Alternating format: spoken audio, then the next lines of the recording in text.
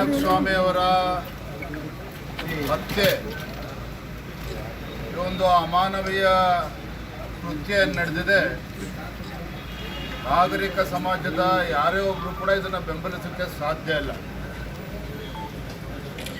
ಪ್ರತಿಯೊಬ್ಬರು ಕೂಡ ಈ ಘಟನೆಯನ್ನು ಅತ್ಯುಗ್ರವಾಗಿ ಖಂಡಿಸಬೇಕಾಗಿರ್ತಕ್ಕಂಥದ್ದು.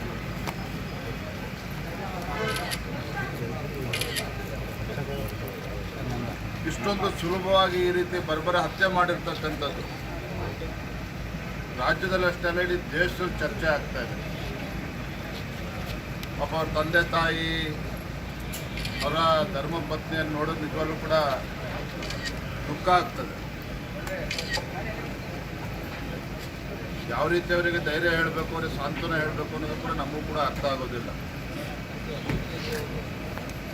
ನಾನಿವತ್ತು ನಮ್ಮ ರಾಜ್ಯ ಸರ್ಕಾರಕ್ಕೆ ನಾನು ಒತ್ತಾಯವನ್ನು ಮಾಡ್ತೇನೆ, ಮಾನ್ಯ ಮುಖ್ಯಮಂತ್ರಿಗಳಿಗೆ ಒತ್ತಾಯವನ್ನು ಮಾಡ್ತೇನೆ. ಆ ಕುಟುಂಬಕ್ಕೆ ಧೈರ್ಯ ತುಂಬತಕ್ಕಂಥ ಕೆಲಸ ರಾಜ್ಯ ಸರ್ಕಾರದ ವತಿಯಿಂದ ಆಗಬೇಕು.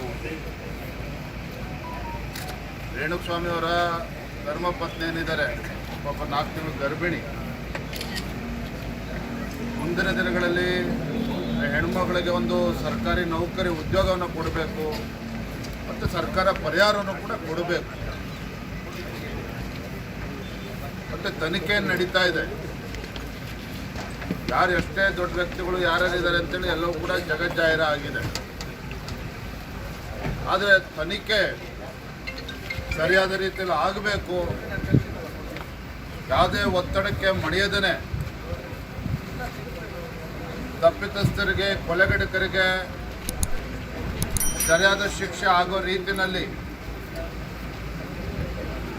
ತನಿಖೆ ಎಲ್ಲೂ ಕೂಡ ಸಡಿಲ ಆಗದೇ ಸರಿಯಾದ ರೀತಿ ತನಿಖೆಯನ್ನು ಕೂಡ ನಡೆಸಬೇಕು ಮತ್ತು ತಪ್ಪಿತಸ್ಥರು, ಕೊಲೆಗಡಕರಿಗೆ ಸರಿಯಾದ ಶಿಕ್ಷೆಯನ್ನು ಕೂಡ ಆಗಬೇಕು.